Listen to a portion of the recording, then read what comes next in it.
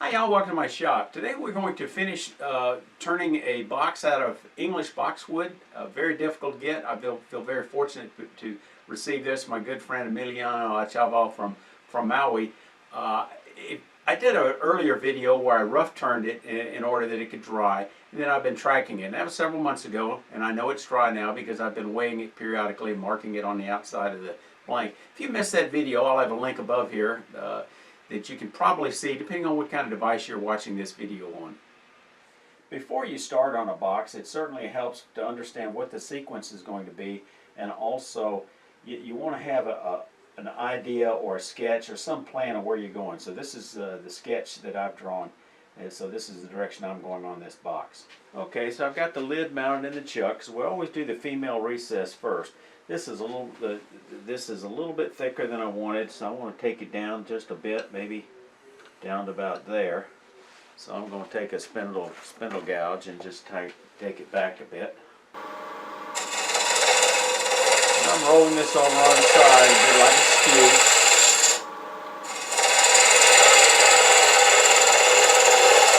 So that gives me my outside dimension. So obviously it's a little large. We're going to go ahead and haul it out a little bit more. Come down. Swing it around.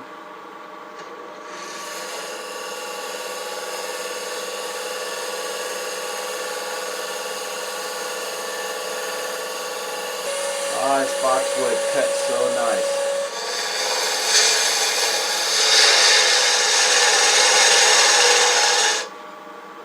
Alright, I'm going to go ahead and start cleaning up the inside with a box scraper, or a round nose scraper.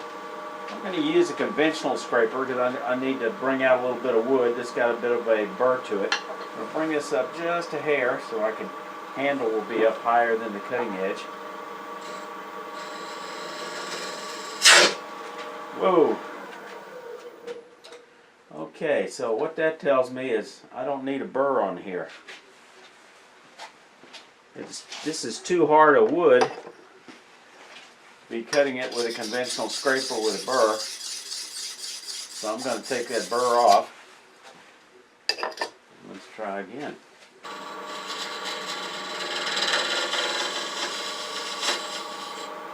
That's a little bit better. So we're going to come in here with a box scraper and bring that wall down. Box scraper's got an uneven side here. We're going to cut it right on the middle, and we're just going to anchor this in our arm and go straight in, lining this up. This outside edge parallel right here.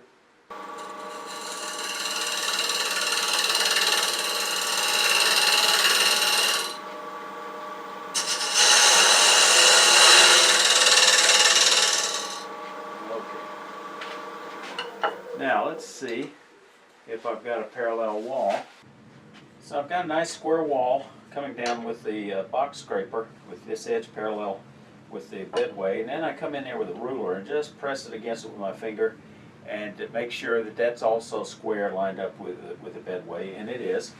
So now I need to put a recess in back there, or a stopgap, but before I do that, let's see if it's as deep as it needs to be.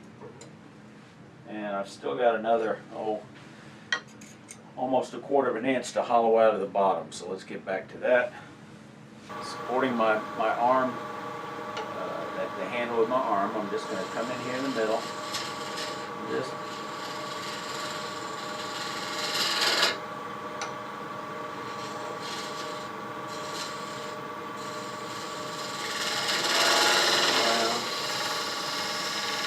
tell the cut by the shavings you're getting. These are looking very nice. This hardwood, that scraper really does a nice finish. I think I can probably touch it up with some 400 grit, and that's going to be about it. Before I sand, I want to cut that recess in the back, so I'm going to get a recess tool. I'm going to be threading with 16 threads per inch. We'll talk about that more in a little while, but meanwhile, so I'm using a recess tool, a little bit smaller than that one I had before. I could come in there and just pull it back into the back with my hand. going to rotate this a little bit so it won't be quite as aggressive. So now we've got it deep enough where I've really got a stop gap. And we're going to go ahead and do the thread chasing before I work on the outside. So now we're ready to sand. I'm going to get a piece of 400 grit. I'm not going to sand this rim that's going to be threaded. I'm just going to do the sanding down the bottom. So that looks good. Now while we got this open before we thread, I think I'm going to go ahead and put some detail in there. So the texture, I'm going to use this Wagner style knurling tool. Really press, because it's not cutting it, it's embossing. And I've got some nice texture in there. So now I'm going to go ahead and use a point tool, and then absolutely perpendicular and firmly, crisply, I'm going to stroke the top of this beading tool just a couple of times.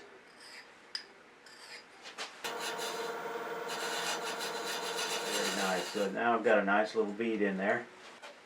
Now, before we start thread chasing, by the way, I'm using 16 threads per inch, which for me is kind of a middle of the road, and it's a good TPI. 20 is too fine, except for smaller boxes or maybe acrylic, so I don't want to use that. 10 or 12 is too coarse. We're going to bring the tool rest out here, out to the side. Some folks say you don't need this, but it's handy for some things. Minimizes the adjustment needed on the tool rest.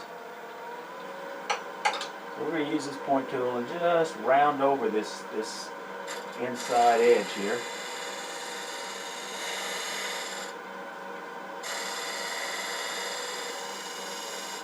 Okay. So now we've got a nice rounded edge. So I'm going to use the thread chaser. And somebody said you want to chase the threads but never catch them. You're going to go very lightly. And the armrest makes it a little easier to pull it in and get a little more leverage as you come around. It's not needed for everything. Some people don't like to use it this way. This is a traditional way, and I find it works real good on box lids. Go slow the speed down to about 315. That's out of my way. You want to make sure the tool rest is nice and smooth. So this will slide over. I'm going to just touch it with a piece of candle wax. You can make a few dry runs. You want to be cutting just at or slightly below center.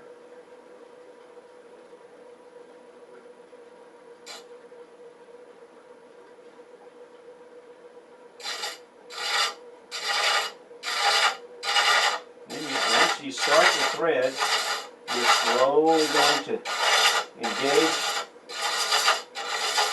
and bring it around, maybe one thread at a time.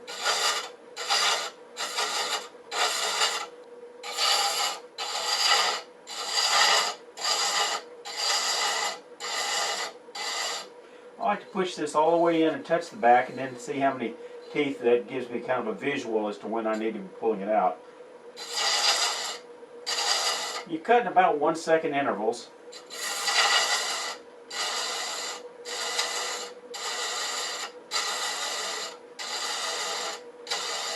Once you get the tracks laid, that lead tooth is doing most of the work to make it deeper.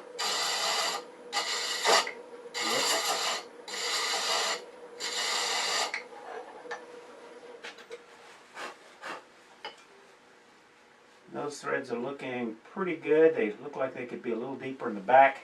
You can kind of see if you've got what it looks like by touching it evenly, and it looks like they're leaning forward just a tiny little bit, so I need to work a little bit more toward the back.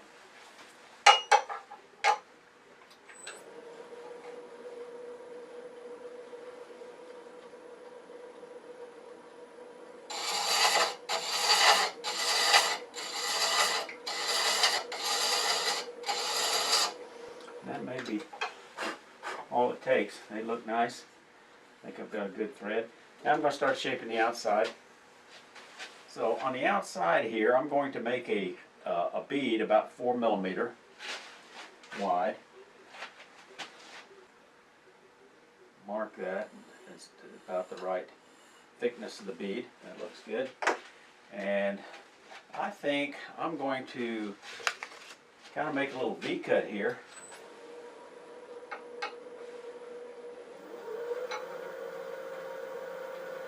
To shape, to define the bottom of that bead, or rather the top of that bead. Now with that, I can go ahead and take a spindle gouge and start shaping that bead. Speed up a little bit, just kind of round over it.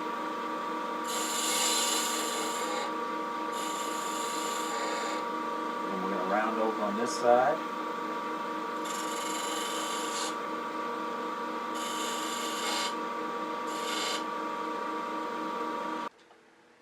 I'm going to mark that.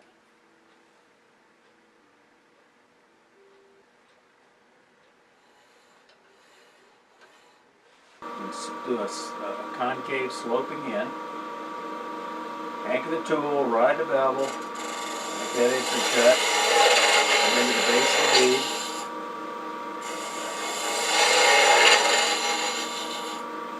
Probably get in there with a point tool. And maybe use that to refine this bead a little bit. Tiny little whispery shavings here. Now I'm going to come in there and just get right down into that corner.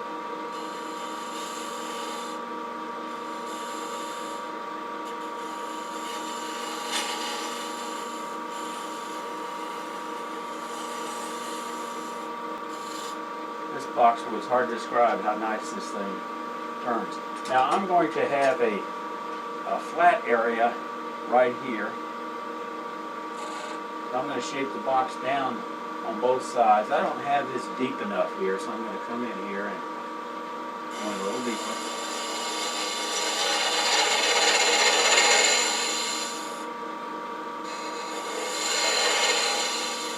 Now I'm going to come in here and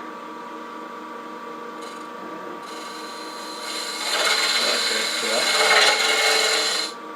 cut. And that's as far as I'm going to go with it because I need to get further around, so I'll do that when it's mounted on the base. Again, I want to avoid the threads, so I'm just going to come in here and by hand just put this abrasive face there. I think I'll go ahead and put some here, and I'll put just a little bit in the middle. This gives it a very nice shine. Okay, I'm going to go ahead and take this off, and we're going to put the bottom on.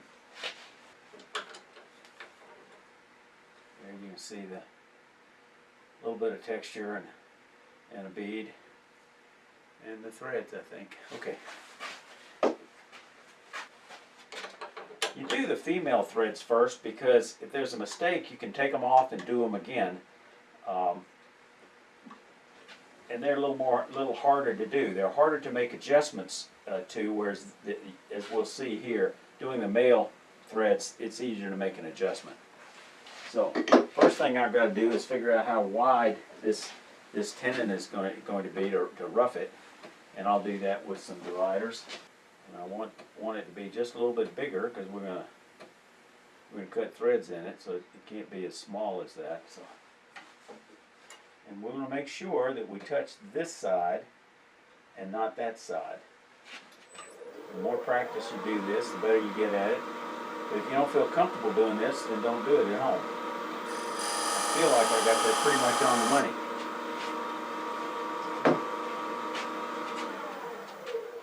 So now I'm going to go ahead and take the inside down a little bit, but we can actually do that later. But I'm going to do a little bit of hollowing now, not much.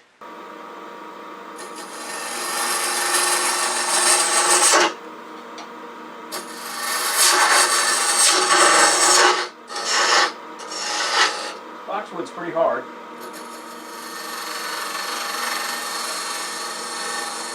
I think I was being too aggressive. 1, 2, 3, 4. I've got about 5 threads, which is about right. I want to have them finish up with at least 3 male threads. So I'm going to come in here with this about 8mm.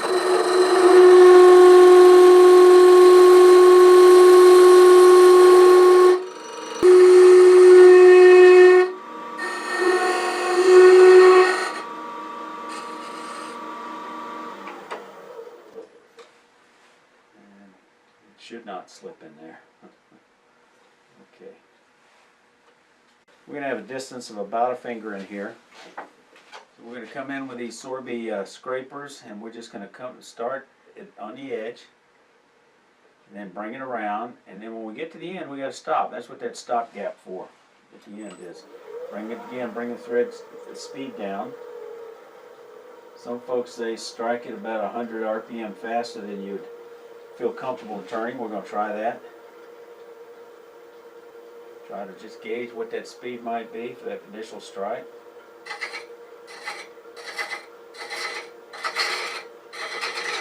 So I've got something laid there. Now I'm going to slow the speed down to about 3/16. And now we're going to pick up that thread and then slowly bring it around.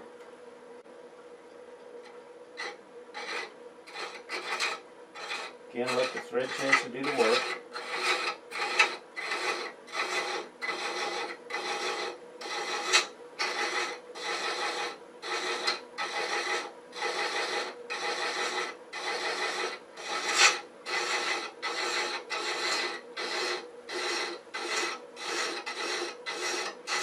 This is the send part right here.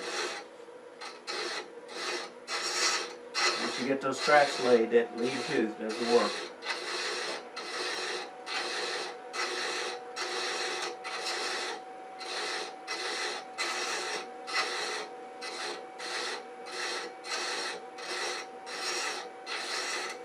Okay, I've got some nice looking threads there. Let's get a feel for it. I think this is too big. I think I made it too big. Yeah, I just didn't feel comfortable. So let's take the threads down and do it again. We'll do that with I think the skew. We're just going to take these threads down a little bit.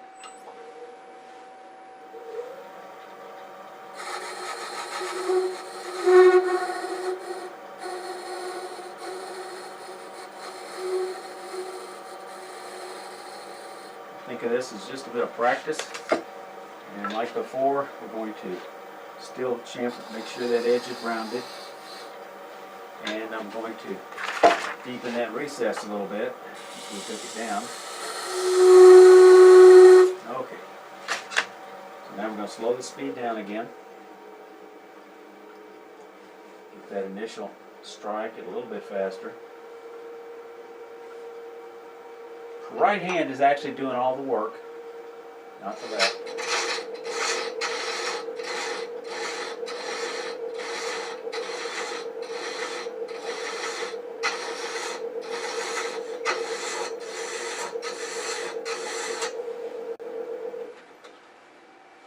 And it may take a few tries.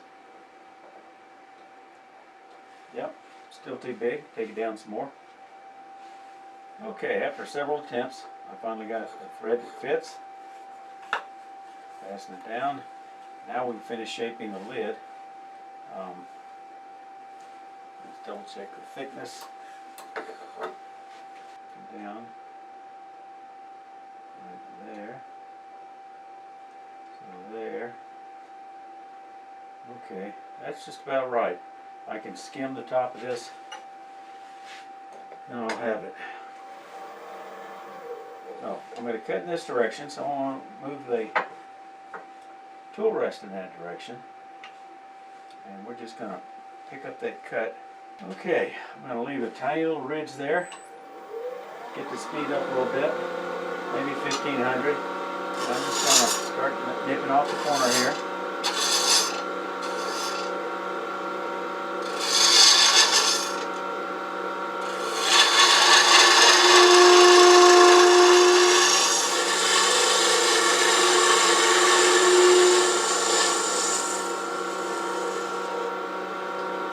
Looking pretty good except for the top. This top, I'm going to have to scrape that. Bring it over here and just use a negative rake scraper to get that round.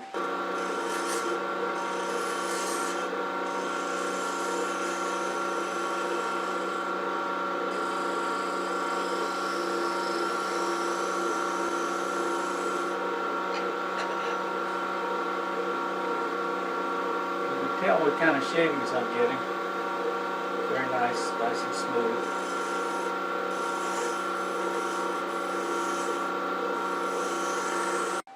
This one's got a slight bead on it.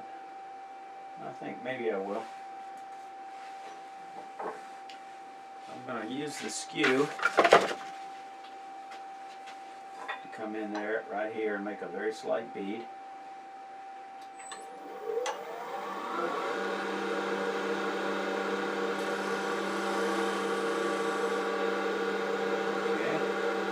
I may put a bead right here. So I'm going to use my D-weight tool and put a bead right there. Flat. One in, slowly rock it.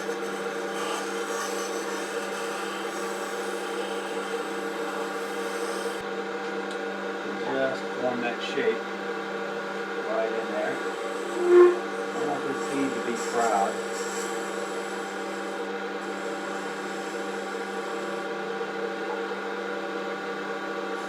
Make some 800 grit, clean that up, 400 grit, clean that up with, it'll be done. Slow the speed down. I don't lose that crisp edge. And then here. And now I think I'm going to use a little bit of that abrasive paste. Try to lay it down a little bit while we put that on there.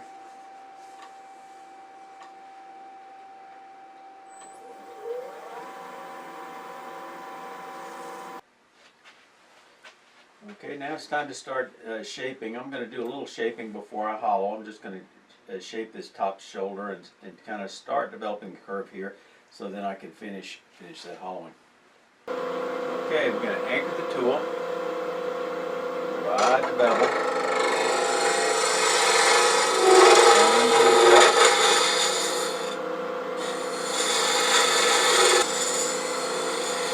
so now this is going to be the highest point. Now I'm going to start shaping down a little bit.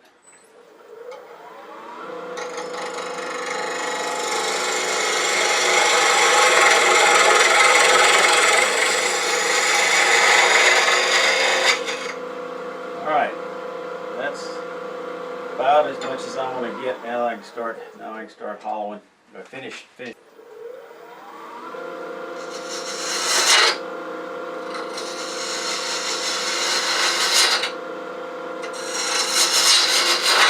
I'm going to use all of this wood, including the tenon, so I'm going to bring this down, wrap it all the way down. So I need to come down, deepen it almost a ½ inch. Give a little extra support in there. Now that'll give me considerably extra support as I come in there and start hollowing.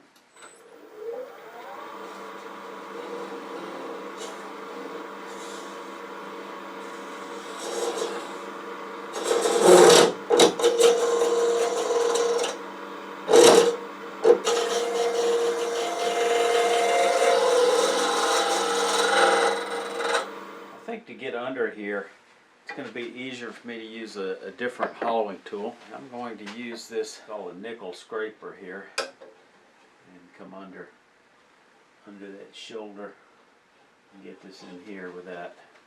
This is a conventional scraper. Let me give it a couple of strokes across the top.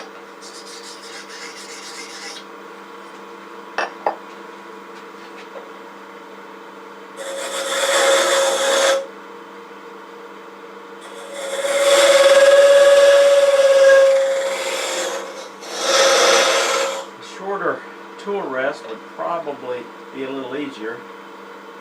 This one getting in the way a little bit, but it's still providing good support.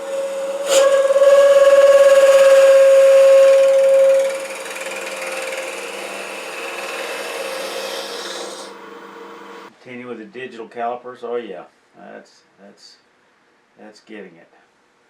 Okay, I finished hollowing it. Now I'm going to just refine that curve a little bit, including that sharp edge right there. And I'm going to use a skew for that. Using it as a negative rake scraper, just to soften that hard edge there. I'm going to use this long mandrel from Woodturner's Wonders with 1-inch roll locks, and I just snipped this 2-inch block a little bit. I'm going to do this with 180 grit. I think probably take care of it. I'm going to slow the speed down to no more than about 500.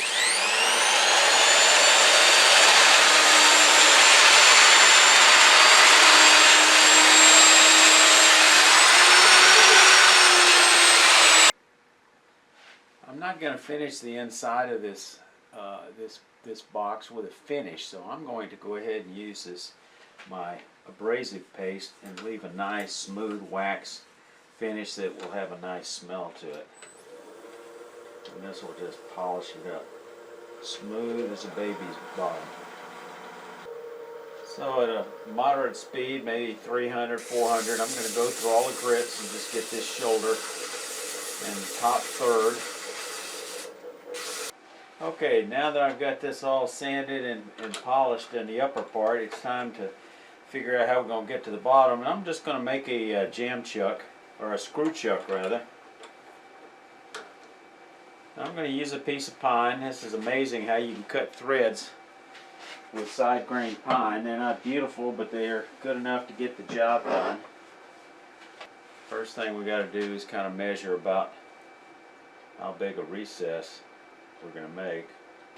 I've previously used this for some type of jam chuck, and it looks like that serendipity, that part there, just happens to be about the right size. So that'll give me a visual reference.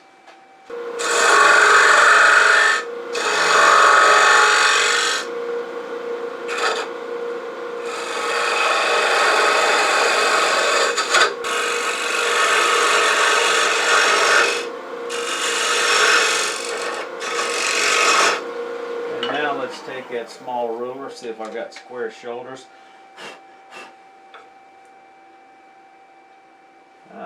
Pretty much. So I'm going to use my heavy recess tool.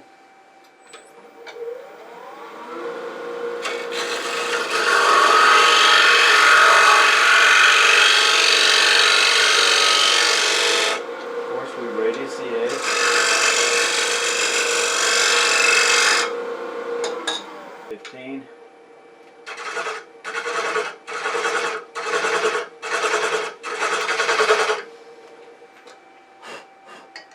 And we're almost there. Again, I want to emphasize these are temporary threads. Okay, I'm going to come down.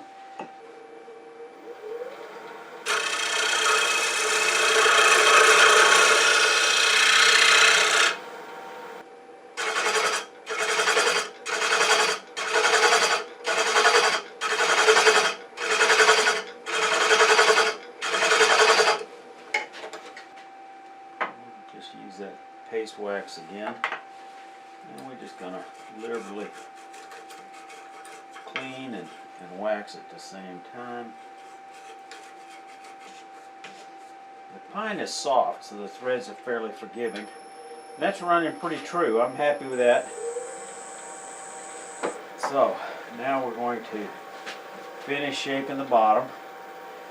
I said I was going to use all of this, and I will use pretty much all of it. Alright, get our spindle gouge, cut on center. No, we are going to cut on center, so just tool rest. Yep, okay. Get the speed up a little bit. Pick up the cut right here.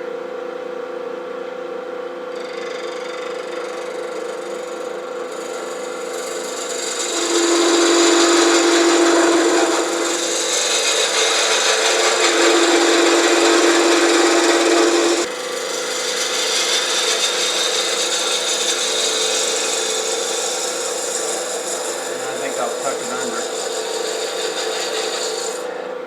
here at the bottom. I've got to refine that again with the, I think with the skew.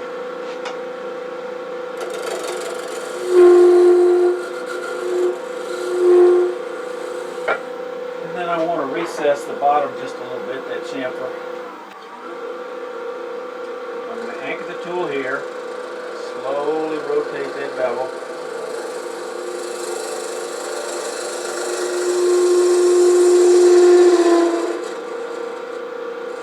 That looks good. Because I've got a little extra meat here, I'm going to do a little different type of texturing here. Take a little scrap of we've been using for the abrasive paste and just kind of polish this up a little bit. Put on the top.